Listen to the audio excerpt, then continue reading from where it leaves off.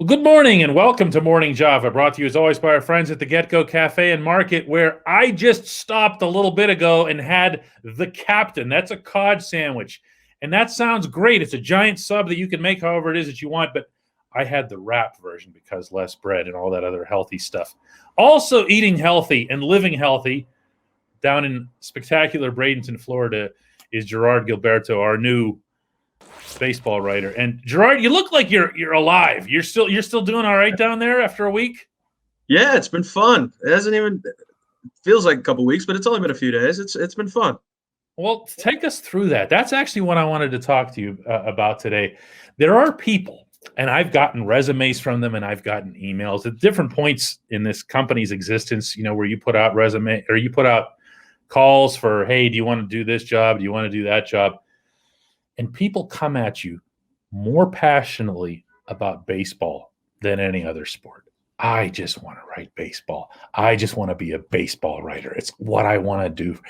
And you and I had some pretty intense conversations at different points over the last couple of months.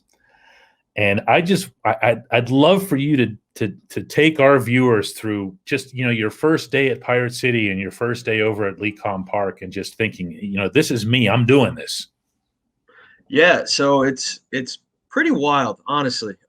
This is my first spring training. I covered the Mets from New York exclusively. I didn't travel with the team, and that project didn't start until after the spring anyway, and never actually did start. So it's pretty wild to kind of see all these different small towns being treated like major league cities right now. That's kind of cool. We were in JetBlue Park yesterday, and I said down in Fort Myers. Yeah, Fort Myers, not a bad drive. Not the worst. It's so easy and so straight. Yeah. You can fall asleep. Yeah. You got to watch it there on 75. Exactly. Yeah, it's like 80 miles on that same stretch of road there. But JetBlue Park is way too nice and for it's too modern. For a GCL and spring training, like you have, what was it, 5,000 seats at a GCL stadium? It's not, but that type of thing is the first things you notice, and obviously. This was my experience when I was covering the Mets as well. Is you see these people like John Heyman today parked next to me in the lot, and he's got this sky blue T-Bird that my aunt used to drive, and I was like, damn, I haven't seen that car in a while. and I see somebody with like Sports Illustrated stuff. Yeah, oh, it's John Heyman. Like that type of stuff is cool. Where these people you know from TV are now sitting next to you, and that's fun. And then the last couple of days, it's been. We were just talking about this. It's frustrating because you're wearing masks and you're talking the way we're talking now, and I can't wait to meet most of these people that I've been interacting with now. Like you guys on the site. I haven't seen you in person in a couple of years. I know. Actually, the last time was at the press box in Citi Field. Yeah, exactly. You came over to say hello. I was sitting over there on the left with the visitor's side, and that was it. Everything else we've done has been virtual, and everything you do on the job, other than watching the actual baseball, is virtual. For anybody who doesn't know that, there's zero points of access, face-to-face access. Right. I haven't met Jim yet in person. Dan Hart's the only, Jim Turdinich and Dan Hart, the media relations guys from the Pirates forever. Yeah. And Jim, and for anybody who doesn't know how that works, one media relations person stays with the team in that tier, as they call it. And another one actually relates to the media. In this case, that's Dan Hart. He's in the press box and he's working with us directly and getting us what we need. The Steelers and Penguins, by the way, do the exact same thing. With how they deal with the media. And it's just, I'll tell you what, Gerard, when I was at Pirate City, at least I could say hello to some of these guys as they walked past like 10, 12 feet away and ask, Brian Reynolds how his newborn is doing, what's, and ask Cole Tucker why he isn't hitting the ball, and have some fun at his expense and so forth. And that's when it gets good. Because you've worked locker rooms, you've worked major league locker rooms, and that's when the job gets good because that's when you're getting your real stories. Right, and like you said, you could have fun with Cole Tucker because you know him.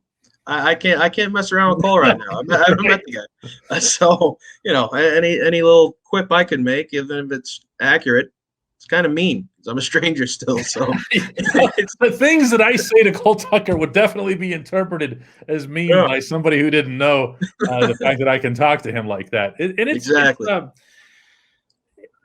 when you're sitting down and you're going to work. There can be, I know one of Jim Turdinich's, since we just mentioned him, one of his favorite sayings in spring training is every day is Tuesday. You can lose see, you're laughing because you've already experienced this. And it feels like you lose your sense of what's a weekend and what's a weekday because every day feels kind of the same except for what stadium you're in. Baseball's a burnout job. I'm sure you've heard that from a lot of different people, and it can beat you up and spit you out. Do you ever worry about that? Have you ever worried about that? Like even when thinking about how much you'd like to do it? Not really. I mean, you can't, because then you gotta feel like you have the stomach for it, otherwise you don't write your resume, yeah. And honestly, it's been difficult for me to get to this point, and I've sort of busted my butt to get here. So, I'm not really clamoring for my next day off right now. Any day I'm right. It feels like I don't have one planned. Exactly. It feels like a lot of these guys that, when they say, we were talking to Chase DeYoung last week and he's like, just happy to be here. That's me. I'm just happy to be here. So, no, I'm not really concerned right now. I'm sure once I experience the burnout, then the next season's burnout will be a little more daunting. But no, right now I'm feeling good about it, And my last thing for you, when we did talk early on a couple months ago, when we first started talking about this job thing, you mentioned an opportunity in Wisconsin, and that kind of resonated in my head. It wasn't in writing necessarily; it was just in being around baseball. And you told me at the time you just wanted to be around baseball. Share that with us if you can. Yeah, I mean, as people get to know me a little more, they'll understand how big a fan I am of the sport. Like, I have no connection to Pittsburgh, I had no connection to the Pirates, but this is a baseball job. This is what I want to do. I turned down New York, working for the city of New York. You get they're good money jobs, good pension, but that never something I was interested in. And but this is what I wanted to do. This is everything that I've been, working toward. And my friends will tell me even, dude, go take the job. This is what you want. Because there was that little time there where I'm like, I pick up my life, move around. This is, it's a difficult decision to make, and they'll go, So this is what I do when I'm on vacation. I go.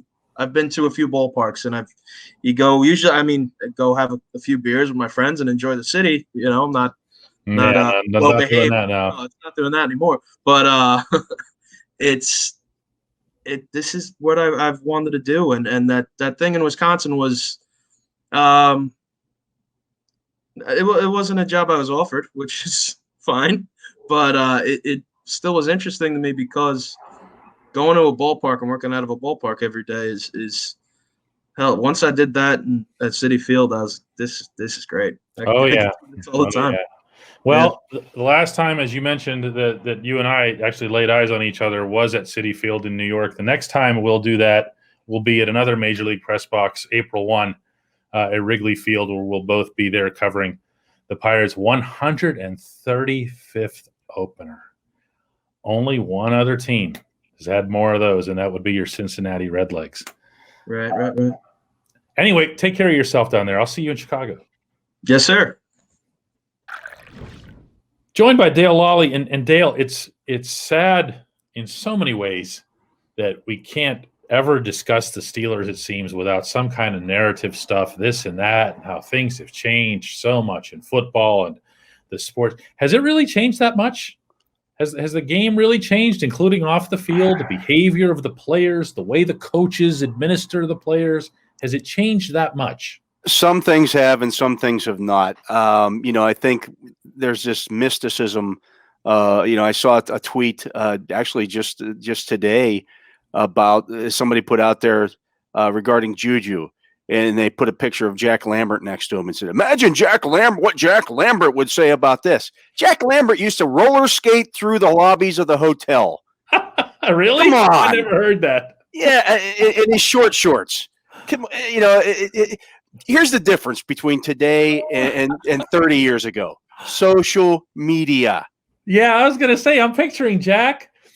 What did you say? Roller skating? Yes. With shorts on, only he's holding a giant ocean spray in one hand while Fleetwood Mac is playing. And by the way, that's when Fleetwood Mac was current. So this applies. Okay. And it would just be like, oh, look, there's just Jack being Jack. But the idea, because all we see, Dale, is NFL films and John Facenda of these guys. And it's just Jack Lambert. And throwing down the dude who dared to get in Roy Girella's face, I don't want to, I'm not picking on Jack Lambert here at all by any means. But part of the persona that was built there about Jack Lambert is because he never comes around anymore. He stays off and does his own thing, and so therefore he's not there. Your old part of the woods, isn't he? Your old part of the woods. He's up in Butler County, and so he doesn't come out. He doesn't come to the Steeler events. So everybody's image of Jack Lambert is the 1975 Jack Lambert. That's their image. Frozen in time. Yeah. He's James Dean, basically. Elvis. You never have a different impression of him. So, you see Jack Ham, and Jack Ham looks old. Well, he is old. You see Mel Blount, you see Joe Green, you see these guys, and like, they're, but that's all part of it. I mean, everybody gets older, and so, I think that adds to the mysticism there. But yeah, I mean, I hear it a lot. Chuck Noll wouldn't have put up with this, or Chuck Noll wouldn't have put up with that. Ernie Holmes shot at a police helicopter, for God's sakes. Helicopter. He shot at a police helicopter. Mel Blount sued Chuck Noll. Sued him in court, and they went to court. Don't give me this stuff that this stuff never happened in the 70s, and that Chuck Noll would have never put up with this, blah, blah, blah, blah, blah. Well, you hear the same thing about Bill Cowher, and Cowher had Santonio under him, whenever Santonio was a problem child. Drafted Tim Worley. He drafted Chuck Noll drafted Tim Worley. He did. Eric Green. Yeah. I mean, they came with baggage. I know it is. It really is, Dale, though, but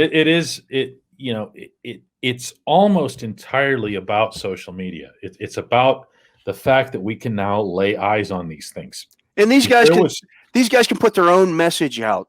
Yeah. What they want out there. Which I'm not sure is a bad thing. If I don't have a problem. It's bad for us.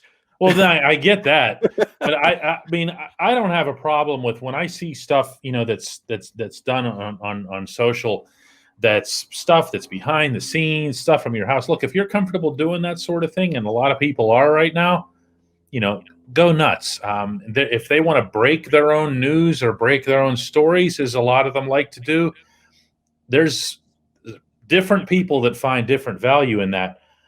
But the perception of, I think football maybe more than any sport, certainly around here, the Steelers more than any team, is that this all of a sudden became some bad scene. Dale, can you imagine if there was video footage, even like raw video footage of Ernie Holmes shooting up the police chopper? Oh my God! It would be legendary. It'd be like the Zapruder film. Yeah, and there's no. But doubt it doesn't about exist. That. So for a lot of fans, it doesn't exist. It never happened. It goes back to the. There's nothing. It's the Ray Rice, Joe Mixon versus what other guys have done. When you look at it that way, Ray Rice got caught on camera.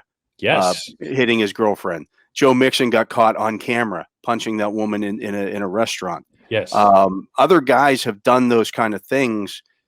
Now, for Mixon, it was just a matter of, okay, he dropped a round in the draft. For Ray Rice, it ended his career. other guys have done stuff like that and gotten second chances because the visuals of it were so bad, and it's awful. It shouldn't happen. But I think there's a certain shock value there when people see things on film, and I think there's a large segment. I don't like a lot of the social media stuff that goes on with players. I think it's silly. Juju dancing on the logo and stuff like that. It's silly. It serves no purpose. I would decry that whether or not he filmed it. I mean, it serves. What were you trying to do there? Yeah, it serves no purpose. I know what he was trying to do. He's trying to improve his brand. And I saw a thing the other day. I can't remember where I saw this, but he was like the third highest paid TikTok video artist, whatever you want to call it, that he gets, almost $100,000 for every, for TikTok videos. Well, okay, that's what he's doing, but don't do it on company time. Yeah, here's the thing though, as soon as we start talking about Juju, I can picture this. Like everybody who's watching this is thinking, all right, here's two older guys. Yeah, here's two old white guys. They don't know what they're talking about. They just don't get it. They're this, they're that. But the difference, I'm going to say this again, between what we see right now with the Steelers and what it was with the 1970s Steelers, because they are the paragon, as we've said. We ran a picture of Juju signing, his contract signing the other day. It ran over my column. And above his head, like off to the right, did you notice this? There was a little hanging picture of Chuck Noll in that room where they bring the players to sign the contracts on South Water Street. And I'm saying to myself, as soon as I saw this photo and as soon as I put it on top of the column, I go, oh, man, here we go. Like, I didn't put it there on purpose. There was only one photo available of the whole thing. Yeah. Okay. And they'll look at this guy with his green or blue. I can't tell. It's somewhere in between green and blue. It might be both hair. Look at this. And look what a disgrace he is to Chuck. And I'm thinking, if you ever heard of Arrowhead, do you know what Arrowhead meant when we're talking about Ernie Arrowhead Holmes? The man cut an arrow into his head. His head was shaved like an arrow. You know that L.C. Greenwood with those yellow shoes, back when players never did that sort of thing, and his yellow shoes, that he had living goldfish in the heels. Did you know this? That was actually Frenchie Fuqua. Oh, was it Frenchie? Okay, yeah. What was Elsie's thing? Was the shoe? Elsie had gold cleats. The colored shoes. Yeah, Frenchie had the goldfish in the heels. Now, you and I both know Edmund Nelson and love the man. He works over at Heinz Field on game day, and Edmund's job is to go down and find any uniform violation. He's the uniform police. That's what he does. And if he sees this out of place or that out of place, you get stuck with a fine. You change it, or it's a fine. If you wear it out on the field, it's a fine. And again, everyone identifies this as being some sort of new thing, whatever. The reason they're doing this is because players have always acted this way. You know why? Because they're young. Athletes have always been young. This hasn't changed. Generally the case. The dawn of time, since the original Olympics in Athens. Those dudes were not old, and they're going to behave that way. And most coaches will just find a way to navigate through it by saying, look, this one's a headache, but I can win with him or I can win with her. That's the thing, Dejan, until you reach that point where the coach says, I can't, this is outweighing what he brings to the team, like Antonio Brown. Then the player's gone. And so if you're going to be a headache like that, you better be a damn good player. Because if you're the fourth string wide receiver, you're the back third, the bullpen catcher or whatever it may be, you're not going to be around very long if you are an eccentric personality in a bad way. And here we are still 35 years later, and the greatest episodes of headbutting in franchise history remained between the greatest coach in franchise history and the greatest quarterback in franchise history. Funny how that works, because nobody went at it the way Terry Bradshaw and Chuck Noll did. Yeah, I mean, and to this day, that's something that Terry still talks about. So don't pretend that these things didn't happen before. Don't pretend that players didn't hold out in the 70s or want more money or any number of things, or would have left their teams. Yeah. Or go free agency. Go party the night before the Super Bowl, because Chuck Noll let them do that too. For the first Super Bowl, go out and have a good time on Bourbon Street. It happened. You can't pretend it didn't happen. Nothing has changed these days. These guys, this is still football. As long as you show up and do your job and do it correctly, and you're not a detriment to the team on game days. You're not dancing on the other team's logo on game days. It's all fair game. We're going to talk about something that's definitely off the beaten path as far as Pittsburgh sports goes, and that's the status of women's sports as it relates to major national governing bodies. And of course, that came into the news this past week with the NCAA completely butchering the basketball tournament as it related to how the men were treated and how the women were treated. The very short version of that is the men got all of the good stuff and the good weight room and all the good gifts and everything else when they showed up.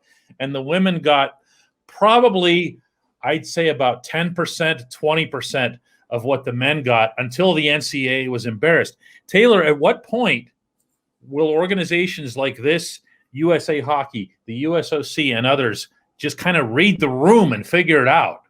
Well, I mean, with the college tournaments specifically, is that not a Title IX violation? Yeah, like the swag bags, that the women really got nothing and the men got a whole lot. That's not really necessarily Title IX, but the weight rooms, like not providing like equal amenities like that's a Title IX violation. So if they're like breaking the law, like isn't enough, I don't know what is. Well, this is why I say let's presume, and I think it's safe in this case. Let's presume that there's, what's the word I'm looking for here? Is it chauvinism? Is it I don't know. Sexism? Sexism, chauvinism. You can go across the board, but you can say, even if you are a group of men sitting in the room running the NCAA, and you really, really, really don't believe in equality, read the room. You know what I mean? Like, at least pretend, at least go through the motions of caring. What do they think is going to come from this? That's the part that I don't understand. Do they think no one's going to notice in the era of social media, that everyone wasn't going to go around and take pictures of this with their cameras? Yeah, I just don't know what to say. I mean, it's not treated equally. I know, obviously the men's tournament is the one that brings in the money, but I mean, it's one governing body that it's supposedly, it's not, they're not employees, they're amateurs. So the money that each side brings in shouldn't matter in this case. And whenever you talk about like the disparity and like what women get, men get in sports, people, social, whatever, they're like, well, if the, women want more, they should play better or whatever it is, they say. But like if it's something like this where like you're not giving them equal opportunity, then I don't know how you can expect them to get any better. And it's the same thing if you go back to like the women's hockey when they were going to in the United States. Yeah. I mean, you saw it a little in like I think Sweden too. They had, but the big one, the U.S. before the World Championships on home soil, they were threatening to strike if they didn't get basically just equal. All they were looking for was equal, not like they weren't asking for like millions of dollars. Like, they were looking for fair pay. Yeah. Well, it wasn't even pay, but like a lot of the men's players on the men's USA team, they come from the U.S. National Team Development Program, which there isn't one for like girls. Like there's a boys national team development program, there's not a girls one. So in that case, like if like people are saying like, well, maybe if the women play better, like there wasn't even a program for them to come up through the system like that. Here again, this is where you can say, until you're blue in the face, well, the men bring in all the money. Men bring in all the money. But there's a problem with that statement, and it's one that you never hear countered, and I really wish more people would bring it up. If you hold a major tennis event somewhere that's got men and women, who's your draw? Yeah. Okay. It's been, and I say that with due respect to Novak Djokovic, my countryman, and everything, the greatest male tennis player on the planet. But Venus and Serena have been the draws for a decade now. And I don't hear anyone saying, well, the women should get paid more than the men, or the other way around. It's the same thing applies, really, Taylor, if you think about it, to U.S. soccer. You know, the U.S. men, I mean, they got eliminated by Trinidad and Tobago in the last tournament, okay? Now, are they going to sell tickets? Sure. But are they going to have a victory tour the way the United States women did and go around and play in all these exhibitions in places that pay to see soccer and make that kind of money? No, because they were a complete dud. And I don't hear anyone saying in return, again, that the women demanding more pay because we're a bigger draw or we're a greater success. Yeah, well, and I think when you're talking about like these governing bodies that handle, you know, two teams like men and women, a lot of it shouldn't. They shouldn't. Yeah. But well, I like going back to college, like specifically the basketball tournament. When I say March Madness, what is that? That's the men's tournament, right? I mean, absolutely, every time. For some reason, like even like they have like a March Madness Twitter.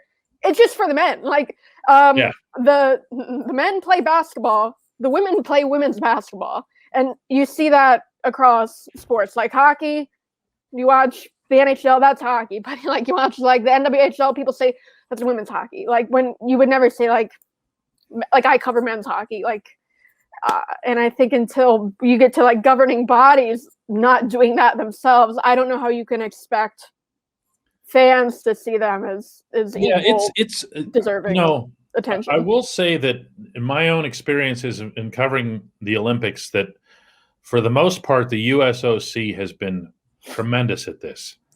But then the USOC, Taylor. Can I jump in? Yep. What was it? 2014 when they had the USA jerseys for the hockey jerseys, they had inside stitched the years that they won gold. The US team won gold. Yeah. So like 80. Are we talking about hockey now? Hockey. Okay, I'm talking about the entire Olympics. Well, yeah, but you have to understand. 98 is what I'm saying. You're conflating USA Hockey with the USOC, and they actually don't have anything to do with each other. Okay. USA Hockey governs only hockey. The USOC is the overarching thing for the entire Olympic Committee, and one of the nice things about their approach to everything is that they benefit from the women being participants more than the men. The USOC lives for its rights agreement, and the IOC as well, with NBC. I know I'm throwing a lot of acronyms around here, but stay with me.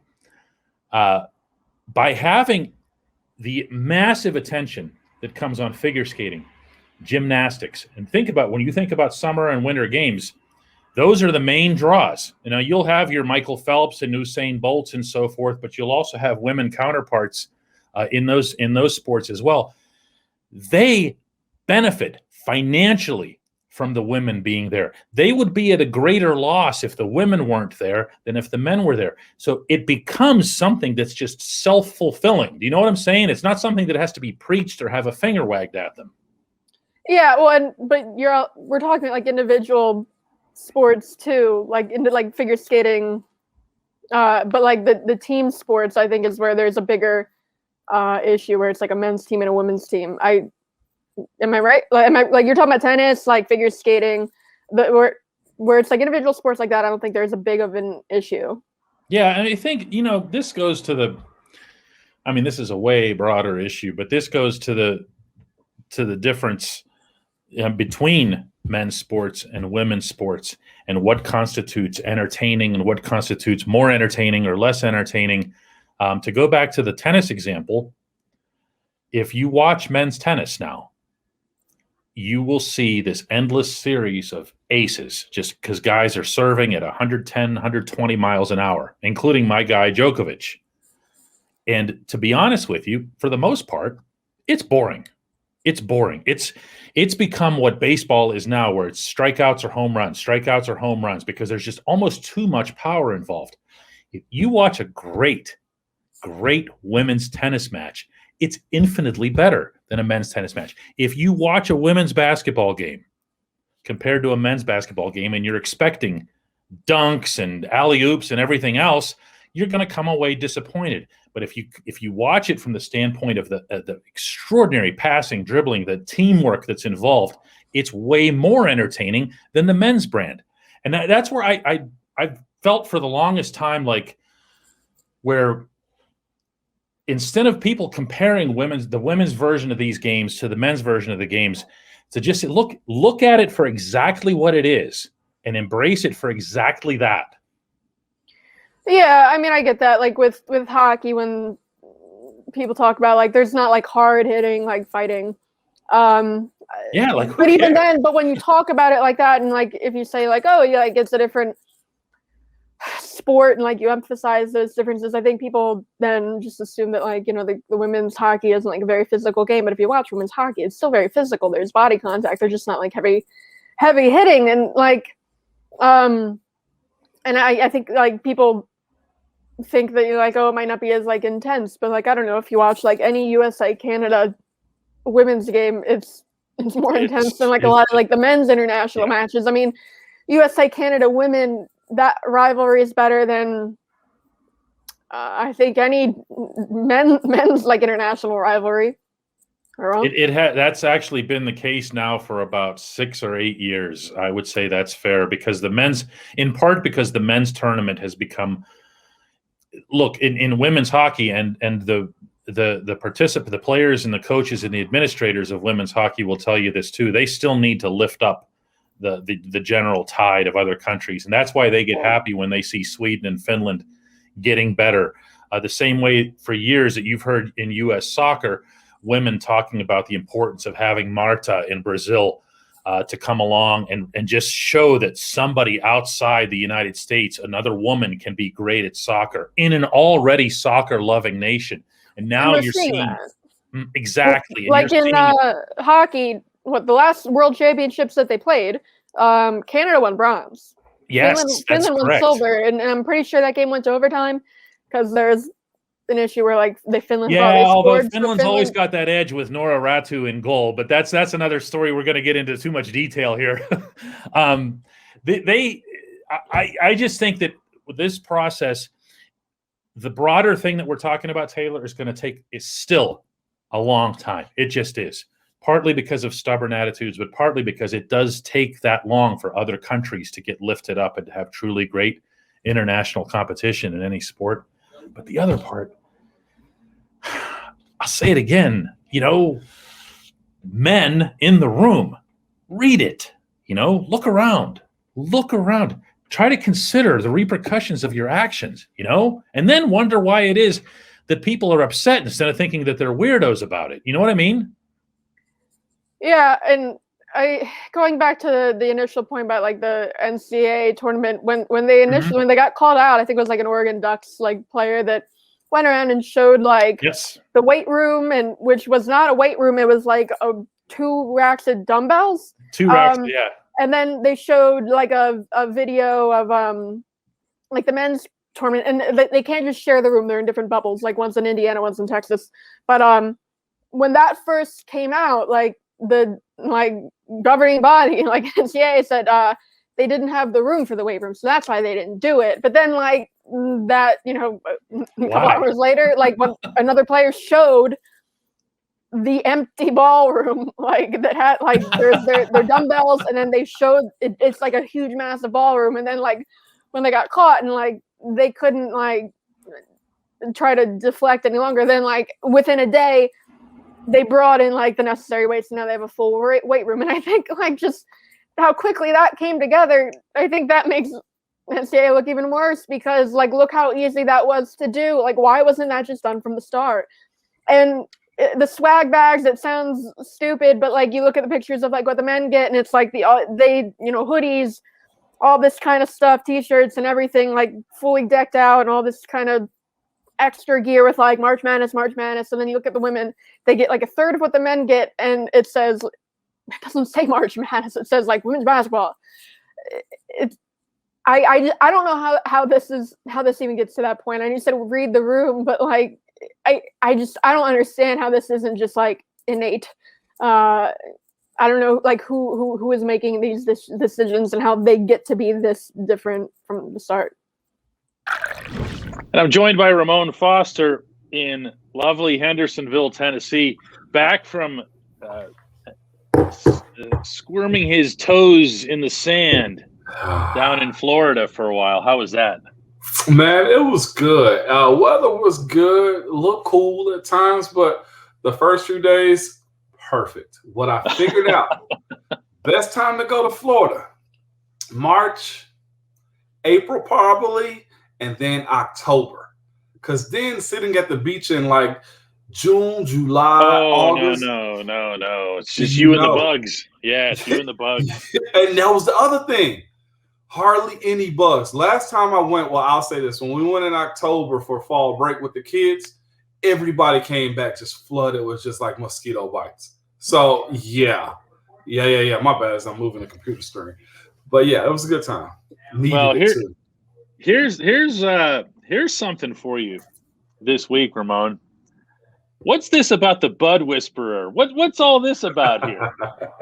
No, we demand to know your role. No, and I'm being completely serious here because a lot of people understand in Pittsburgh that your connection within the locker room is going to be different than a lot of other guys because you were their player rep and you were also, like a dad to some of these guys. I just saw Zach talk good about me recently. See, how about that? And you didn't even have that much of a chance to get to know him. I mean, he was there for the full year, but actually, Zach's different. Zach is he's wired differently. You feel like you've known him all your life after about 5 minutes. Mm-hmm.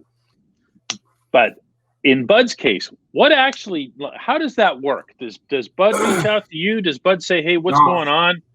How do I handle this?" You know what? And all of everything that went down with Bud, we talked text maybe 1 or 2 times, but it was never anything serious about going to the Titans.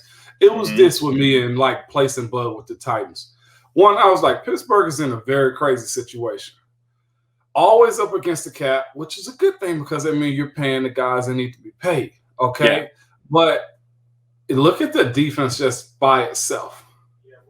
Bud, TJ, Cam, Tuitt, Minka, Terrell, Joe, and the young Devin is yet to be paid. I've named 8 guys? Yeah. That are all A players. Okay. And when it comes down to deciding who do you keep, what are you gonna do? Bud's decision came quicker than TJ's. And therefore Bud, I felt like was probably gonna be let go also. Or let me go in free agency is what, not let go, let me go in free agency. I knew for sure that he would have a market, and I'm just looking, okay, what teams need a Bud? Well, I know for sure just covering the Titans the way I cover the Steelers with you and DK Pittsburgh Sports Online is this. When you look at film, you look at, okay, what's the production? What happens with this guy, with that guy? What do they need? And I'm sure you do this a lot too is, okay, we got this year, but what's next year? That's always in the back of your mind. Okay, well, what's next year? Who are we replacing next year? And with Bud's situation, you had Jadeveon Clowney who came here, signed, didn't do well at all. You had Vic Beasley go through the same thing. So I knew in the front of my mind that Titans need a rusher. Yeah. Well, who's the rusher? Yeah. Bud would be a free agent. And I just threw it out there. And my show here, J. Martin Ramon, just kind of ran the pre-watch. We didn't know Bud was going to sign here. And up until like the week of, it might have been the week before free agency started off, and I just hit him. I was like, hey, what you going to do? He's like, man, I got a couple teams that's calling and working. Mind you this, too. Neither one of those things was Pittsburgh. So it was the Titans and I think the Jets and maybe one more team. Cleveland. Cleveland. So I'm just thinking about it like it makes sense. Like Tampa retained Shaq Barrett. Carl Lawson came out of nowhere. I didn't know he was going to be this high of an edge rusher when it comes down to him. Ask Alejandro Villanueva about that. Yeah, I know, but I just didn't see it though. I knew Al had his issues with him and stuff. But if you asking me, all right, if a team is serious about going to get an edge rusher, then I'm picking Bud Dupree over Carl Lawson. Oh, yeah. And also this, Pittsburgh is a very smart team. And I said this just on Twitter earlier, and I said, Pittsburgh is dealing with a problem. Pittsburgh knows how to draft well. They develop their talent. The ones that they can keep, they keep. But the biggest problem that they have, the other teams want them. That's what's happening right now. Ola just signed with the Titans. I didn't solicit that one either. No. But it's just that's just the way it goes. And again, the Titans had their issues with special teams. The Steelers didn't extend the restricted free agent tender to Ola, I think is what I read. No, they did not. He's a free agent also. And this is, behind those two is Alex Highsmith, Bud's replacement already. Is he going to have to grow? Yes, he is. Oh, but, yeah. Some teams rebuild, some teams reload. Pittsburgh reloads. And that's where it is. You're going to lose one or two in the mix here or there. Just that defense in general. DK, if we're trying to decide on who we're going to keep, I know for a fact, it ran them crazy trying to decide, do we pay Bud now? Do we franchise him again? Do we, try to keep him and TJ together? It was only so long that those two could last with what the salary cap is this year. I look at these situations when athletes face them, and having covered sports for a long time and communicated with athletes while they're going through it. Yeah, man, you guys can be a wreck with this stuff. It's not like even the guys that I've covered who are so poised and in command and in control when they're on the field with this stuff, they're reduced to rubble. So when you're hearing from whether it's Bud or anybody else or what you experienced yourself at different points in your career, how hard is it? Because you know that the general public and the people that are watching this don't have a whole lot of sympathy because they're just like, oh wait, you have to pick between a $3 million deal and a $5 million a year deal, and I'm going to go shovel coal tomorrow. It's like. But how hard is it? Because it is your livelihood. It's your dream. And a lot of that goes through your mind, too. Is here I am, when you get to that position, arguing about millions. And the truth be told, but there's a lot that goes into it, man. It was all the guys that signed with Pittsburgh, I text personally because I know those guys, too. Bud FaceTimed me the night that, the commitment came out. And the look on his face was just like, it's over. It's over. Okay, it's legitimate. You got to hit Bud. It ended up being the top outside rusher essentially in this race. So you imagine him, and then the other side, the other guy ended up hitting up was Cam Sutton. Cam was just like, "Mom, I never thought this would be this way." You go from the highest point of your life to okay, now here's an opportunity for me to position myself on a team and solidify that I belong. That's what this really is about. So when you get to the point where you say, I belong in this league by getting to your second contract, third contract, what's happening on the other side is the business side of it too. Everything that you know that you are, they kind of tell you that you're not also. So let's say you end the season really, really well and you do well, okay? And you know you did well. But sometimes the market might say, we got our guys. Yeah. We got our guys. Musical chairs. And it goes like this. Well, I know I have a demand. Okay, but what if that demand is only one team or two?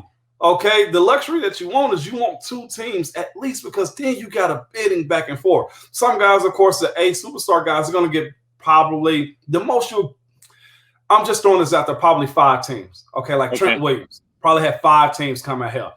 San Francisco, let's go. Indy, let's go. Who else needed? Just a few more teams out there. Seattle could have been a team. The Rams could have been. You might get 5 teams, okay? Everybody else, honestly, is a pool of 2 to 3 teams when it really comes down to it. And you got to figure out what works for you. And you got this GM saying that, nah, You don't deserve this much. And then you got this one's like, we want you, but this team right here sucks. Okay, so you got to decide if I want to go to the money or I want to go to a winning program. And then the whole, they're building, they're rebuilding. It's a full-fledged conversation, man. I'll never forget, before I signed my last one, I called my brother. And I was just like, Ron, man, I don't know what's going to happen. Like, and of course, you got this number in your head. Like, if they offer this, man, I refuse to, play for this much. And again, you're talking about hundreds of thousands or even millions of dollars, okay? Yeah. But when you lay it down on a line and you value yourself, you'll find yourself in a real mental warfare of like, nah, I can't do this. I refuse to do that. Or I need this. And DK, when I signed, it was just like, whew. Yeah, I know. And the feeling is also this after the fact. It's going to sound crazy, but I should have got more. Yeah, that's after the fact. That's not the same day, though. No. I mean, because I communicated with you at the time, and I know that even leading up to that, because I was communicating with both you and Marquise, and I think you guys were both kind of convinced that maybe they were looking at Marcus Gilbert instead, and it ended up coming your way. This is the last question I have for you here, because this is a similar theme here, but then there's a totally different vibe here with Vince Williams. Vince, it's hard to describe for people who don't see him every day and who don't know what he gives and what he gave to the Steelers. You can say what you want about whatever, he's, maybe not the most naturally talented linebacker in the entire league, but there's no one that's going to match him in terms of effort, passion, and oh, by the way, intelligence. This is one of the deepest thinkers I've ever covered in any sport, and I'm not talking about football. I'm talking about a smart guy. Oh my God, it's hard to describe. But now here's Vince, and then he just one night. My understanding is that he gets a call, and they tell him that they're going to either dramatically reduce his salary or he's going to go, and he says, I'm going to go. Yeah. What is? I mean, that feeling. I mean, you're either being shoved out the door or you're being told, hey, listen, we know you did everything for us and we love you and everything else. But, I mean, that conversation was even had with Troy Polamalu, for crying out loud, Yeah, this is where you get into this league to where, again, that humble feeling, you find out you're not as important as you think you are. Okay. And it goes in a lot of different ways because you're invincible. Football players' attitudes are totally different, I think, than almost any other sport. Probably NASCAR because they're going over 200 miles per hour, but like they win in fearlessness for sure. But like you have that feeling of like, hell, not me. Like I still got it because you're a Warriors mentality. You man. Truth be told, like, yes, blessings come from the Most High, like Jesus Christ, but when it comes down to me doing this, you can't tell me what I can't do, and you want me to take a pay decrease because you think I can't when I know I can't, even though the film says it doesn't register. Yeah, it doesn't register. Register, and again, like I said, you find out how unimportant you are, and I think the faster guys get to that point and realizing that it's a business inside the game, that's when you're okay with it. I feel like Vinny is a guy that realized that. Everybody has that aha business moment when it comes down to the game, just simply because you're infatuated with being able to play it first. And then you see the business side of it and you're like, oh, okay. Or it might not happen to you. It might happen to somebody else. Again, when it happened to Troy and whatever that situation was, that's when I stepped back and was like, oh, that happened? Oh, geez, yeah. To no other point other than just the business, DK. And you know what sucks about it, though, is this. I don't know how it happens, why it happens, but the fans always show their allegiance to the team other than the player. That is accurate. Yep. And that right there, I don't know if it'll ever come around to where the player, kind of has an upper hand and saying, you know what, they do that to 5 players a year. They just cut you and boot you and you never see it again.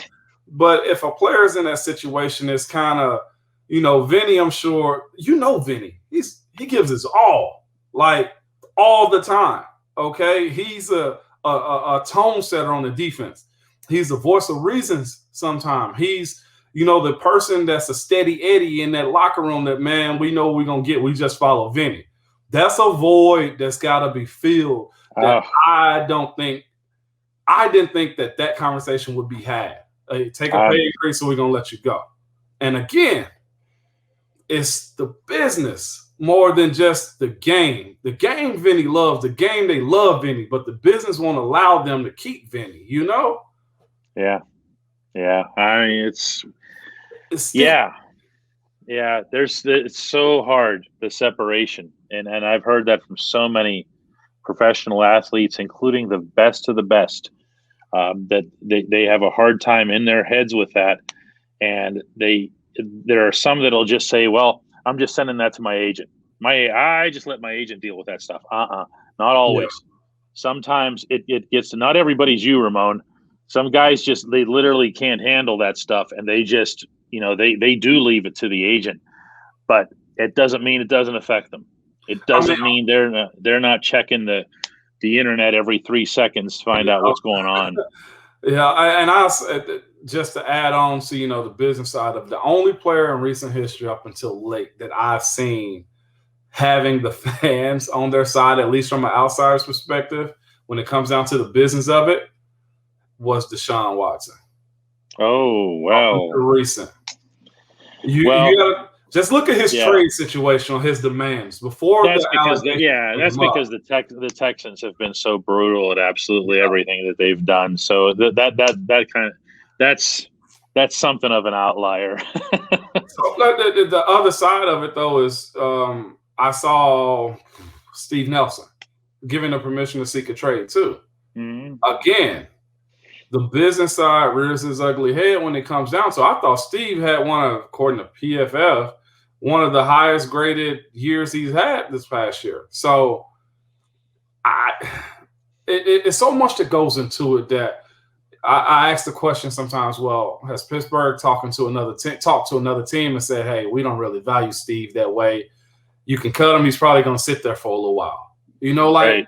That type of stuff happens. Maybe I'm saying allegedly, but they have, I feel like, a feel for when they can make a move like that. Yeah.